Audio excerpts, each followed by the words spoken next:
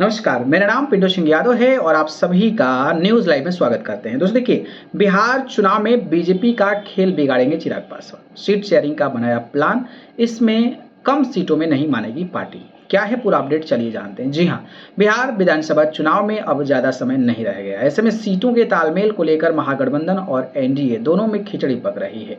महागठबंधन में जहां लगातार बैठक हो रही है, तो एनडीए के कई नेता यह कह रहे हैं कि सीटों के बंटवारे में कोई परेशानी नहीं होने वाली।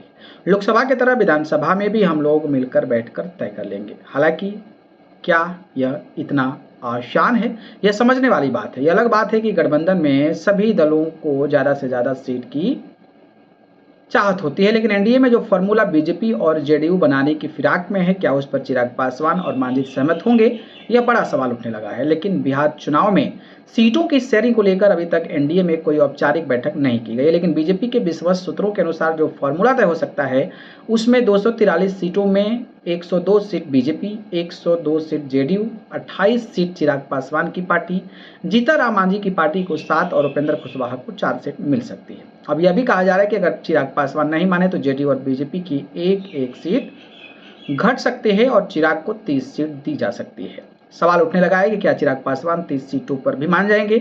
लोक जनशक्ति पार्टी रामविलास के एक बड़े नेता ने नाम न छपने की शर्त पर कहा कि पार्टी की ओर से तय हो चुका है कि एनडीए की बैठक होगी तो उसमें पार्टी 70 सीट की डिमांड करेगी और लिस्ट देगी। नेता ने बताया कि एलजेपी हर हाल में 40 सीट लेने का दबाव बनाएगी, लेकिन अगर 40 सीट पर बात नहीं बनी तो कम से कम 35 सीट तो अवश्य पार्टी लेगी।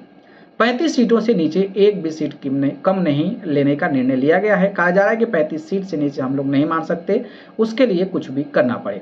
अगर चिराग पासवान की पार्टी का यह दावा बरकरार रहा तो निश्चित तौर पर एनडीए में कुछ सीटों के लिए खींचतान हो सकती है। बीजेपी और जदयू को कहीं ना कहीं 100 सीट से नीचे आना पड़ सकता है, तभी एनडीए मजबूत रह सकती है, क्योंकि मांझी की पार्टी भी 15 से 20 सीट की मांग कर रही है। लेकिन चिराग को अगर 35 मिलता है तो उस फॉर्मूले से मांझी को 7 सीट दिया जा सकता है। पिछली बार 2020 में भी जीतनराम मांझी को जेडीयू के खाते से 60 सीट दी गई थी, जिसमें उन्होंने 4 सीट पर जीत पाई थी। अब गणित देखी जाए तो 35 सीट चिराग पासवान, जीतनराम मांझी की 7 सीटें, उपेंद्र कुशवाहा की 4 सीटें दी जाएगी तो कुल सीटों की संख्या 46 हो जाती है।